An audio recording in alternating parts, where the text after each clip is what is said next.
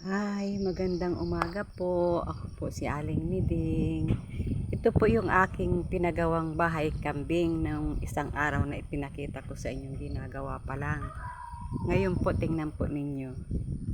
Ayan po, oh. Yari na siya. Yan. Bali, 3 kwarto po ito. Ay, ito po yung pintuan. Ayan, papaganyan. Tapos, akyat po tayo. 3 andana. Tapos, ito po yung unang kwarto. Unang pinto ng kambing. Ayan po ang sara. Ito po, oh. Ayan. Aray ko po, ang bigat pala nun. Ayan po. Ang unang silid ng kambing. Maluang, di ba po? Ayan. Ayan po ang taas niyan. Hindi ko po itinaas hanggang itaas ang ang sara ng kawayan. Dito lang po yan. Ayan. Ayan po.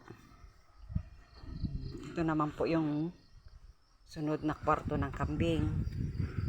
Ayan. Ito po.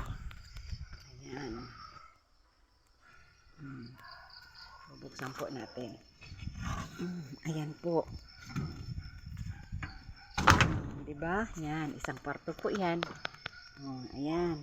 Ang ganda, diba po? Ayan. Tapos, ito naman po yung pinaka kaluangan. Halimbawa po yung nanganak yung kambing. Dito po sa isang kwarto ko ilalagay yung may anak. And then doon po sa isa. Tapos yung iba, dito po sila sama-sama. Ayan. Diba po? Ang ganda, ano po? Ang laki.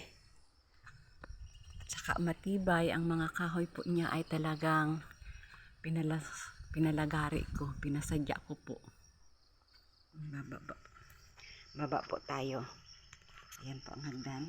Aray ko. Ayan. Pakikita ko po sa inyo ang kabuuan. Ayan. Ganyan po kadadalang yung pinalagay kong kawayan. Kasi, ayan. Ayan. Yan po ang haba niyan. Hanggang doon. Diba? Malaki. Ang haba po pala, ang sukat po pala nito ay 10 ang lapad. Ang haba po daw ay 12. Ayan. Tapos, ito naman po yung kaluangan. Yan. Hanggang po yan doon. Doon. Ito po yung may nakikita po kayong ito masukal na to. Ito po yung pinagtumbahan ng duhat. Hindi ko pa po nasisilab. Ay ipauuling ko po yung mga sanga-sanga na pinagputol-putol. Binayaran ko din po yung pinapowers ko din po yun. Di ay pag andi dito po sila sa loob, maluang po ang kanilang makakainan. Hanggang po doon. Ayan.